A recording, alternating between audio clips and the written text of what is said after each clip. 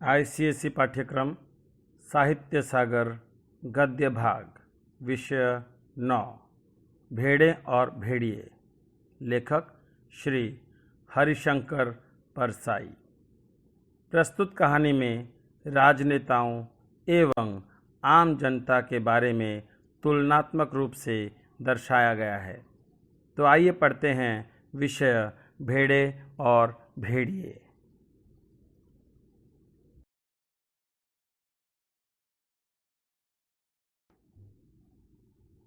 इस कहानी में भेड़ों और भेड़ियों को प्रतीक बनाकर लेखक ने समाज में व्याप्त राजनेताओं के चरित्र को उजागर किया है कि किस तरह वे आम जनता को अपने लुभावने वादों में फंसाकर वोट हथिया लेते हैं। सत्ता में आने के बाद इन्हीं आम लोगों को भूल जाते हैं। भेड़ें और भेड़िए कहानी हमें राजनीतिज्ञों के षड्यंत्रों तथा अपने चुनाव के अधिकार के सही प्रयोग करने के बारे में भी बताती है। भोली भाली जनता को नेता और उनके चापलूस मिलकर गुमराह करते रहते हैं। अतः जनता को चाहिए कि वे सतर्क और सावधान रहकर अपने अधिकारों का प्रयोग करें। भेड़े और भेड़िए।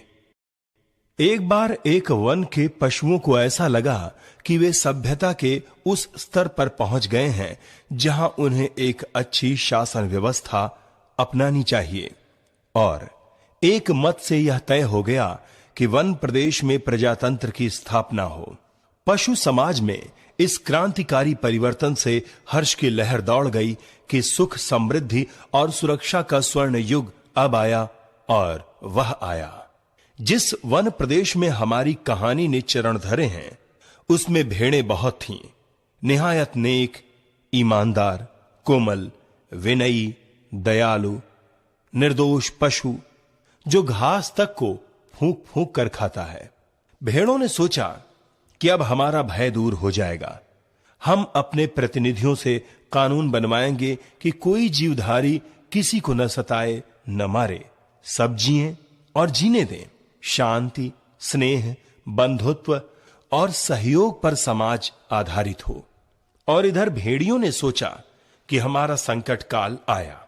भेड़ों की संख्या इतनी अधिक है कि पंचायत में उनका ही बहुमत होगा, और अगर उन्होंने कानून बना दिया कि कोई पशु किसी को न मारे तो हम खाएंगे क्या? क्या हमें घास चरना सीखना पड़ेगा? ज्यों-ज्यों चुनाव समीप आता, भेड़ों का उल्लास बढ़ता जाता। ज्यों-ज्यों चुनाव समीप आता, भेड़ियों का दिल बैठता जाता। एक दिन बूढ़े सियार ने भेड़िए से कहा, मालिक, आजकल आप बड़े उदास रहते हैं। हर भेड़िए के आसपास 2-4 सियार रहते ही हैं। जब भेड़िया अपना शिकार खा लेता है तब ये सियार हड्डियों में लगे मांस को कुतर कर खाते हैं और हड्डियां चूसते रहते हैं। ये भेड़िए के आसपास दुम हिलाते चलते हैं, उनकी सेवा करते हैं और मौके बेमौके हुआ हुआ चिल्लाकर उसकी जय बोलते हैं।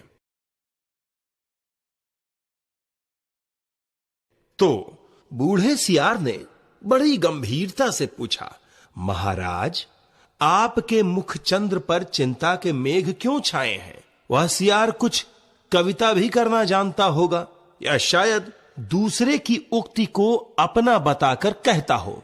खैर, भेड़िए ने कहा, तुझे क्या मालूम नहीं है कि वन प्रदेश में नई सरकार बनने वाली है?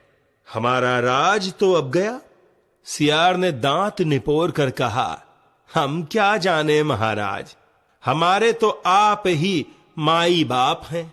हम तो कोई और सरकार नहीं जानते। आपका दिया खाते हैं, आपके गुण गाते हैं। भेड़िए ने कहा, मगर अब समय ऐसा आ रहा है कि सूखी हड्डियां भी चबाने को नहीं मिलेंगी। सियार सब जानता था, मगर जानकर भी न जानने का नाटक करना न आता तो सियार शेर न हो गया होता। आखिर भेड़िए ने वन प्रदेश की पंचायत के चुनाव की बात बूढ़े सियार को समझाई और बड़े गिरे मन से कहा, चुनाव अब पास आता जा रहा है। अब यहां से भागने के सिवा कोई चारा नहीं, पर जाएं भी कहां? सियार ने कहा, मालिक सर्कस में भर्ती हो जाइए। भेड़िए ने कहा, अरे वहां भी शेर और रीछ को तो ले लेते हैं, पर हम इतने बदनाम हैं कि हमें वहां कोई भी नहीं पूछता। तो सियार ने खूब सोच कर कहा, अजायब घर में चले जाइए। भेड़िए ने कहा, अरे वहां भी जगह नहीं है, सुना है वहां तो आदमी रखे जाने लगे हैं। बूढ़ा सियार अब ध्यान मग्न हो गया। उसने एक आंख बंद की, नीचे के होंठ को ऊपर के दांत से दबाया और एक टक आकाश की तरफ देखने लगा, जैसे विश्वात्मा से कनेक्शन जोड़ रहा हो। फिर बोला, बस सब समझ में आ गया मालिक, अगर पंचायत में आपकी भेड़िया जाति का बहुमत हो जाए। जनतंत्र क्या है? जनतंत्र का मतलब होता है जनता द्वारा जनता का शासन। जनतंत्र में सत्ता आम आदमी के हाथ में होती है, पर यहाँ तो जनतंत्र के मायने कुछ और ही बनकर रह गए हैं। ये जो लोग सत्ता में बैठे हैं, ये आम आदमी के सेवक हैं। इन्हें जो सम्मान, जो शक्ति दी गई है, वह सिर्फ एक स्वस्थ व्यवस्था संचालन के लिए दी गई है, न कि आम आदमी का खून चूसने के लिए। नीचे कुछ कठिन शब्दों के अर्थ दिए गए हैं, उन्हें नोट कर लें। तो भेड़िया चिढ़कर बोला, कहां की आसमानी बातें करता है? अरे हमारी जाति कुल 10% है और भेड़ें तथा अन्य छोटे पशु 90%। भला वे हमें काहे को चुनेंगे? अरे कहीं जिंदगी अपने को मौत के हाथ सौंप सकती है, मगर हां ऐसा हो सकता तो क्या बात थी। बूढ़ा सियार बोला, आप खिन्न मत होइए सरकार, एक दिन का समय दीजिए, कल तक कोई योजना बन ही जाएगी। मगर एक बात है, आपको मेरे कहे अनुसार कार्य करना पड़ेगा। मुसीबत में फंसे भेड़िए ने आखिर सियार को अपना गुरु माना और आज्ञा पालन की शपथ ली। दूसरे दिन बूढ़ा सियार अपने 3 सियारों को लेकर आया। उनमें से उसने एक को पीले रंग में रंग दिया था, दूसरे को नीले में और तीसरे को हरे में। भेड़िए ने देखा और पूछा, अरे ये कौन है? बूढ़ा सियार बोला, ये भी सियार हैं सरकार, मगर रंगे सियार हैं। आपकी सेवा करेंगे, आपके चुनाव का प्रचार करेंगे। भेड़िए ने शंका की, मगर इनकी बात मानेगा कौन? ये तो वैसे ही छल कपट के लिए बदनाम है। सियार ने भेड़िए का हाथ चूम कर कहा, बड़े भोले हैं आप सरकार। अरे मालिक, रूप रंग बदल देने से तो सुना है आदमी तक बदल जाते हैं, फिर ये तो सियार हैं। और तब बूढ़े सियार ने भेड़िए का भी रूप बदला, मस्तक पर तिलक लगाया, गले में कंठी पहनाई और मुंह में घास के तिनके खोस दिए। बोला, अब आप पूरे संत हो गए, अब भेड़ों की सभा में चलेंगे, मगर 3 बातों का ख्याल रखना। अपनी हिंसक आंखों को ऊपर मत उठाना, हमेशा जमीन की ओर देखना और कुछ बोलना मत, नहीं तो सब पोल खुल जाएगी और वहां बहुत सी भेड़ें आएंगी, सुंदर सुंदर, मुलायम मुलायम, तो कहीं किसी को तोड़ मत खाना। सियार समाज के स्वार्थी और अवसरवादी भ्रष्ट चापलूस लोगों के प्रतीक हैं। ऐसे लोग शोषक वर्ग की दया पर पलते हैं और उन्हें हर अनैतिक और गलत कार्यों में उनका साथ देते हैं।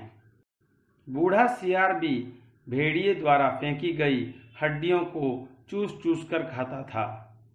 इन लोगों की स्वार्थपरता इन्हें मानवता विरोधी बना देती है। भेड़िए के जीतने पर अपने स्वार्थों की पूर्ति के लिए ही सियारों ने चुनाव में उसका प्रचार किया था। पूरी दुनिया में प्रजातांत्रिक सरकार व्यवस्था को ही सर्वोत्तम माना गया है। भारत में भी प्रजातंत्र है, लेकिन इसकी कुछ खामियां भी हैं, जिसमें सबसे प्रथम है अशिक्षा। भारत में शिक्षा की दर विश्व की तुलना में कम है। जिसके कारण कुछ भ्रष्ट राजनीतिज्ञ अपने चापलूसों के प्रचार का सहारा लेकर अपने पक्ष में जनमत तैयार कर लेते हैं। ये नेतागण भोली भाली मासूम जनता को झूठे स्वप्न दिखाकर उनका वोट प्राप्त कर लेते हैं और सरकार बनाकर सत्ता की ताकत का दुरुपयोग करते हैं। भेड़िए ने पूछा, लेकिन ये रंगे सियार क्या करेंगे? ये किस काम आएंगे? बूढ़ा सियार बोला, ये बड़े काम के हैं। आपका सारा प्रचार तो ये ही करेंगे। इन्हीं के बल पर आप चुनाव लड़ेंगे। यह पीला वाला सियार बड़ा विद्वान है, विचारक है, कवि भी है, लेखक भी है। यह नीला वाला सियार नेता और पत्रकार है, और यह हरा धर्म गुरु। बस अब चलिए, जरा ठहरो। भेड़िए ने बूढ़े सियार को रोका। कवि, लेखक, नेता, विचारक, ये तो सुना है, बड़े अच्छे लोग होते हैं। और ये तीनों, बात काट कर सियार बोला, ये तीनों सच्चे नहीं हैं, रंगे हुए हैं महाराज। अब चलिए, देर मत करिए। और वे चले। आगे बूढ़ा सियार था, पीछे पीछे रंगे सियारों के बीच भेड़िया चल रहा था। मस्तक पर तिलक, गले में कंठी, मुख में घास के तिनके, धीरे धीरे चल रहा था, अत्यंत गंभीरता पूर्वक सिर झुकाए विनय की मूर्ति। उधर एक स्थान पर सहस्त्रों भेड़ें इकट्ठी हो गई थीं, उस संत के दर्शन के लिए जिसकी चर्चा बूढ़े सियार ने फैला रखी थी। चारों सियार भेड़िए की जय बोलते हुए भेड़ों के झुंड के पास आए। बूढ़े सियार ने एक बार जोर से संत भेड़िए की जय बोली। भेड़ों में पहले से ही यहां वहां बैठे सियारों ने भी जय ध्वनि की। भेड़ों ने भी देखा तो वे बोली, अरे भागो, यह तो भेड़िया है। तुरंत बूढ़े सियार ने उन्हें रोककर कहा, भाइयों और बहनों, अब भय मत करो। भेड़िया राजा संत हो गए हैं। उन्होंने हिंसा बिल्कुल छोड़ दी है। उनका हृदय परिवर्तन हो गया है। वे आज 7 दिनों से घास खा रहे हैं। रात दिन भगवान के भजन और परोपकार में लगे रहते हैं। उन्होंने अपना जीवन जीव मात्र की सेवा में अर्पित कर दिया है। अब वे किसी का दिल नहीं दुखाते, किसी का रोम तक नहीं छूते। भेड़ों से उन्हें विशेष प्रेम है। इस जाति ने जो कष्ट सहे हैं, उनकी याद करके कभी कभी भेड़िया संत की आंखों में आंसू आ जाते हैं। उनकी अपनी भेड़िया जाति ने जो अत्याचार आप पर किए हैं, उनके कारण भेड़िया संत का माथा लज्जा से जो झुका है, सो झुका ही हुआ है। परंतु अब वे शेष जीवन आपकी सेवा में लगाकर तमाम पापों का प्रायश्चित करेंगे। आज सवेरे की ही बात है कि एक मासूम भेड़ के बच्चे के पांव में कांटा लग गया तो भेड़िया संत ने उसे दांतों से निकाला, दांतों से।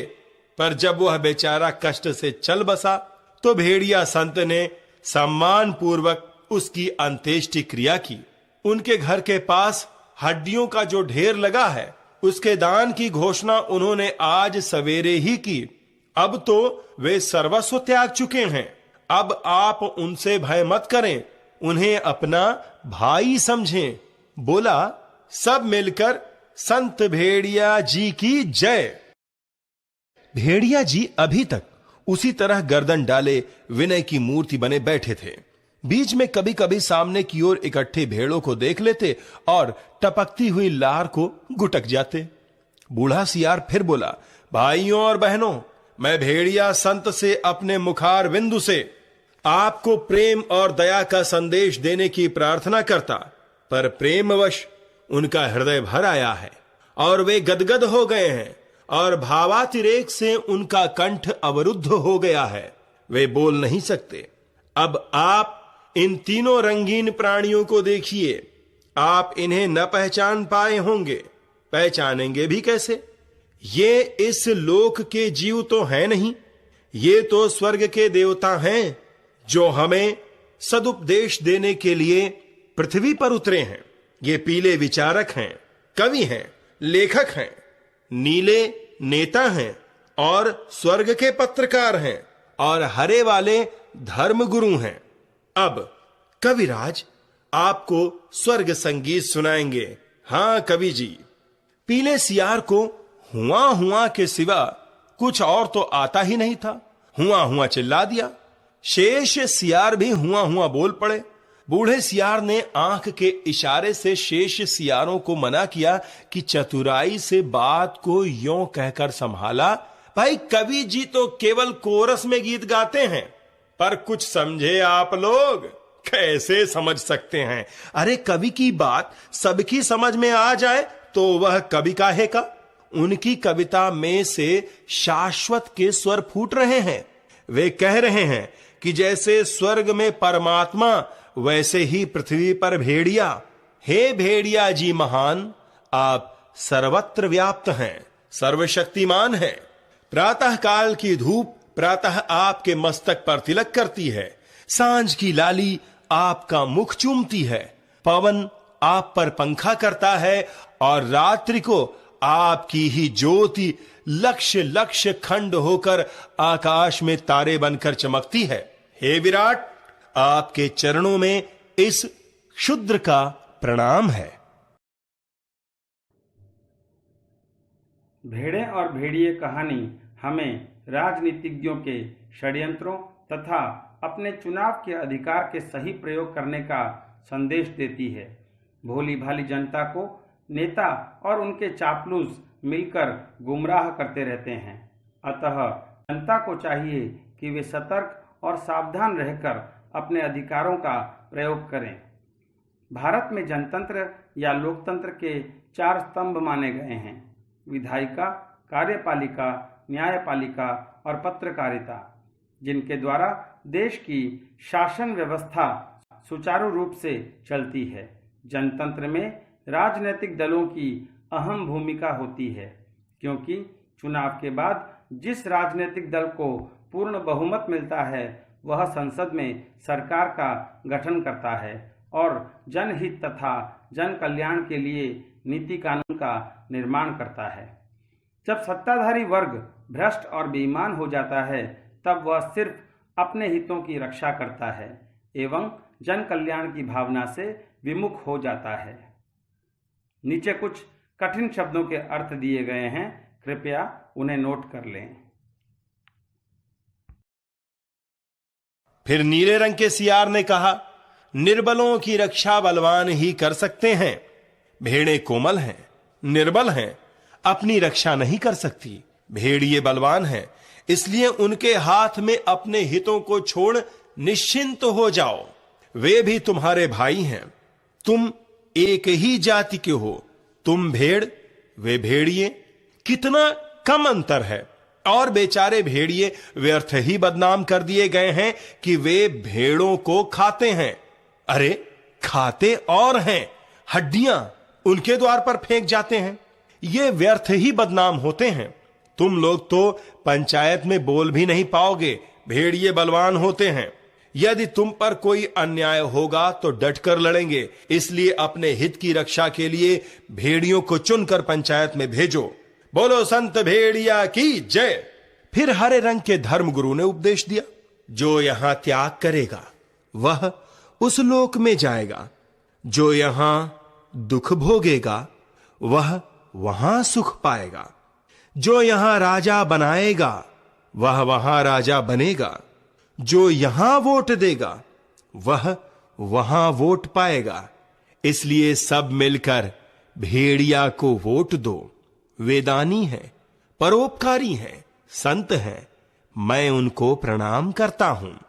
यह एक भेड़िए की कथा नहीं है, यह सब भेड़ियों की कथा है। सब जगह इस प्रकार प्रचार हो गया और भेड़ों को विश्वास हो गया कि भेड़ियों से बड़ा उनका कोई हित चिंतक और हित रक्षक नहीं है। और जब पंचायत का चुनाव हुआ तो भेड़ों ने अपनी हित रक्षा के लिए भेड़ियों को चुना और पंचायत में भेड़ों के हितों की रक्षा के लिए भेड़िए प्रतिनिधि बनकर गए। और पंचायत में भेड़ियों ने भेड़ों की भलाई के लिए पहला कानून यह बनाया, हर भेड़ियों को सवेरे नाश्ते के लिए भेड़ का एक मुलायम बच्चा दिया जाए। दोपहर के भोजन में एक पूरी भेड़ तथा शाम को स्वास्थ्य के ख्याल से कम खाना चाहिए, इसलिए आधी भेड़ दी जाए। हरिशंकर परसाई।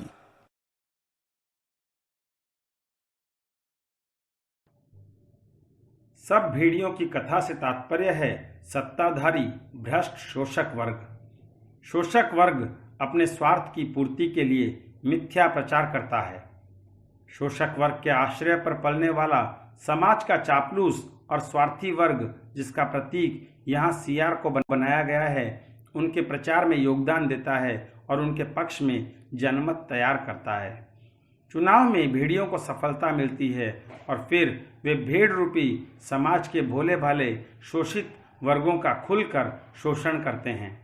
यह स्थिति किसी भी राष्ट्र के लिए अत्यंत घातक और विध्वंसकारी साबित होती है। भारत दुनिया का सबसे बड़ा और मजबूत लोकतांत्रिक देश है, किंतु यहाँ की अशिक्षा लोकतांत्रिक शक्तियों को कमजोर बनाती है। अशिक्षा के कारण भ्रष्ट नेतागण आसानी से अपने चापलूस कवि, लेखक, पत्रकार और धर्मगुरुओं की सहायता से अपने पक्ष में जनमत तैयार करने में सफल हो जाते हैं और सत्ता पर सहजता से उनका नियंत्रण स्थापित हो जाता है। धन्यवाद।